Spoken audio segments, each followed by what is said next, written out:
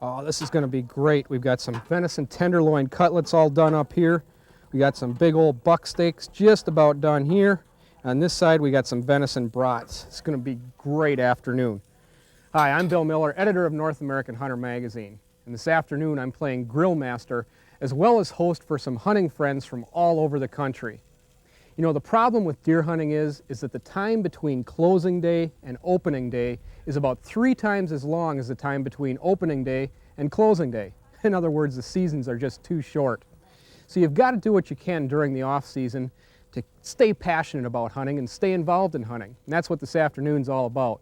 We've invited some friends from all over the country to come out to a local gun club this afternoon, share some great food, shoot a little bit of trap, and most of all, share some wonderful hunting stories.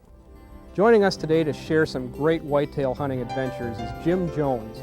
Jim's a North American Hunting Club member from Mississippi, and he's president of Indian Archery Video. Jim's one of the lucky few people that gets to hunt all over North America for whitetails every year and get paid for it. Maura Ries is a North American Hunting Club member from right here near Minneapolis, Minnesota, and she's got access to some great suburban whitetail hunting. Maura's just getting into bow hunting, and you gotta admit she's got tenacity after you see the shot that she gets, and she's still going back. John Brown is one of the leaders of our North American Hunting Club video team. Though John spends a lot of time hunting in the South, he has whitetail expertise from every part of the country.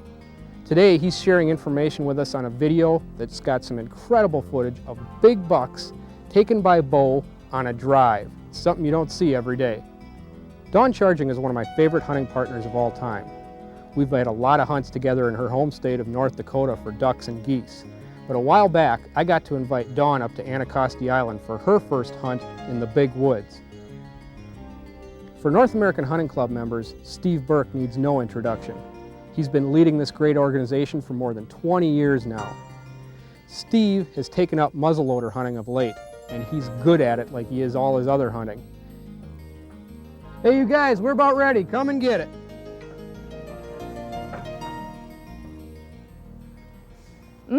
You ready? I'm ready. What would you like? I'll have a brat, please. All right. I kind of figured you'd be up here first since I heard you don't have any venison in the freezer. This is true. What happened? Well, I'm very fortunate. I have some land just minutes from downtown Minneapolis that I'm able to hunt on. And it all started, one day I brought my video camera just to go out there to see what I could see, and I couldn't believe it. I never thought I'd see a deer that big just right outside the city. But I saw about an 11-point buck. So the next day I came back, this time with the right equipment. You were bow hunting, right? Yep. And he came out just when I thought he would with a bunch of does, and they were feeding, and he was making his marks, and he jumped the creek, and that's when I knew he was headed right towards me. It's amazing to think that 3 small letters form to spell the biggest word in whitetail deer hunting. I'm talking about the word rut. Just the mere mention will often send deer hunters into orbit. No doubt conjuring up memories of huge bucks making scrapes and doing battle with one another. When the rut hits, you'd better be in the woods and up a tree. This is the time when the odds are most in the hunter's favor. Gone are the early season woes of hot weather and having to worry about an elusive buck that has gone nocturnal. Food sources even become secondary now. And while all deer hunters know about the rut, being able to read the sign left by a rutting whitetail is another story. Rubs are the first key. They can be the most confusing. At one time, all hunters believed that rubs were simply where bucks had removed their summer velvet.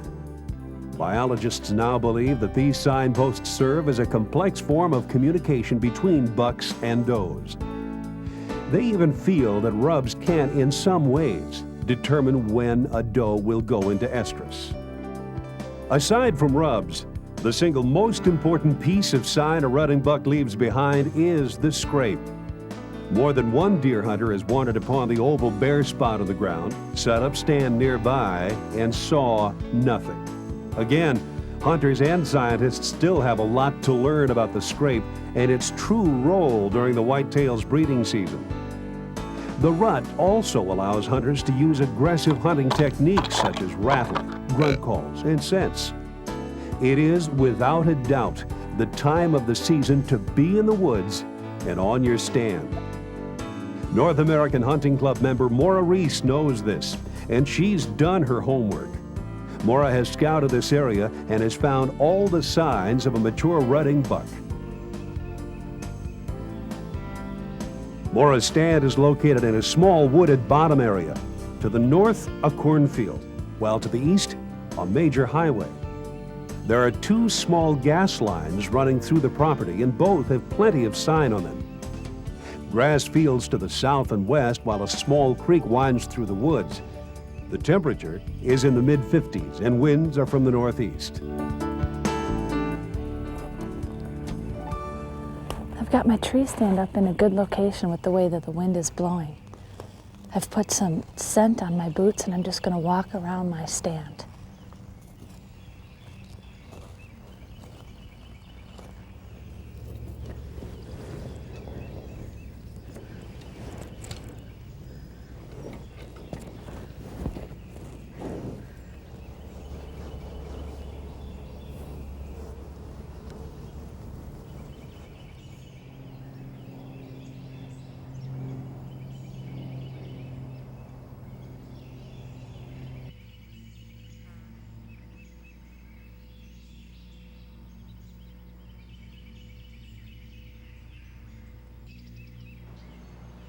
As afternoon falls, a group of does head for the creek.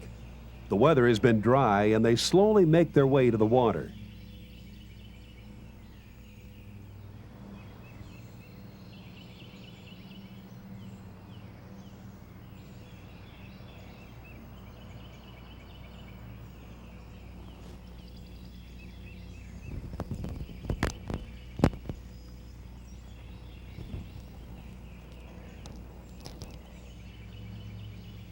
Minutes later, Maura's buck makes his presence known. He quickly moves among the does, scent checking them.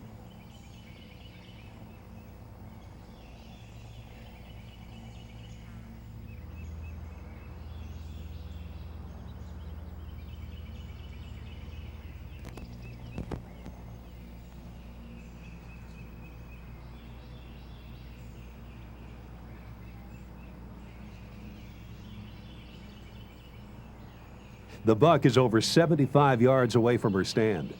It's time to try some soft grunts.